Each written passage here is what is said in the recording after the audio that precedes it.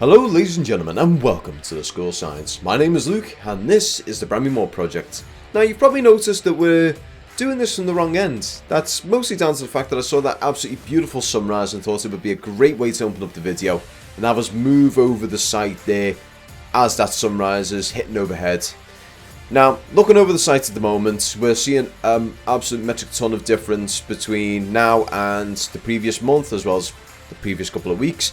So you can actually see now the east stand is pretty much on its way to closing up now. So you can only see a very small roadway now to get into the centre of the stadium itself. Now probably there's going to be a little other areas where they can access the site itself, but that being the quickest route. What will happen is over the coming weeks, so probably next month, that'll be closed up fully. And from there they're going to have to make other ways around to get into the site itself. Which, well, I'd say it's a slight inconvenience, but to be fair, they've probably planned this one ahead, so they know exactly what's going on.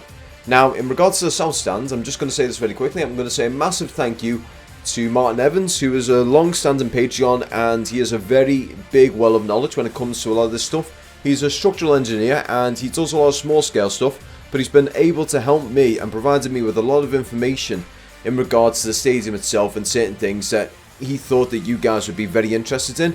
So one of the big ones is the south stand itself. I'm going to do these from week to week as well, because he's sent me a lot of stuff, but I think what we're going to do is we're going to sort of drip feed that sort of stuff into these videos so you guys can appreciate it a lot more, and I'm not trying to drown you with information.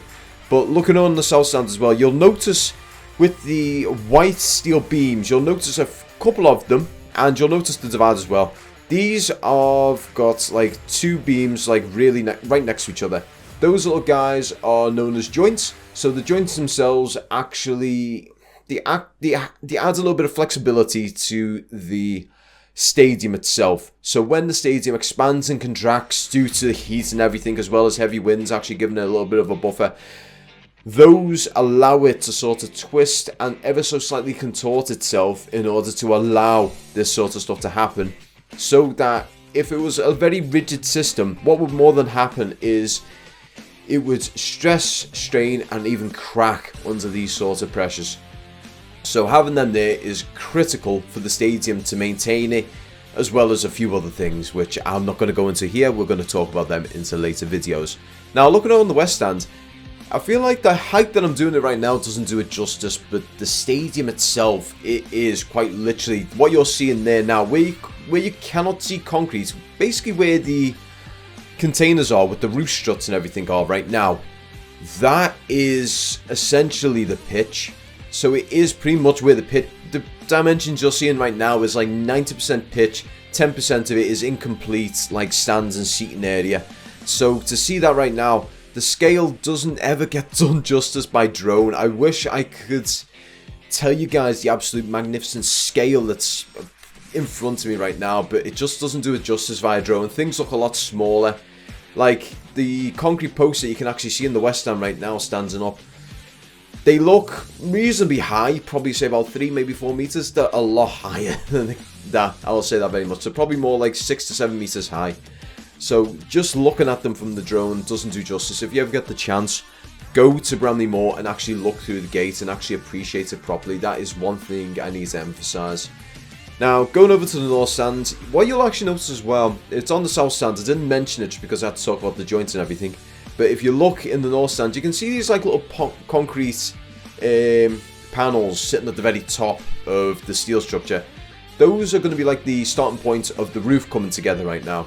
So what's going to happen is over the course of the coming months, you're going to see the roof getting put into place. I mean, quite obviously, you can see it right there. And one thing you can actually notice right now, if you look on the pitch, the set of containers closest to us, look at the steel there. You can see a grey piece. It's obscured by a few of the cranes, which I'll say there's absolutely a monumental amount of cranes on there today. But you can see it's actually arched. So that one itself is going to be one of the main ones where you'll actually see the stadium itself. Where the south and north are, they arch themselves. So the roof itself arches around.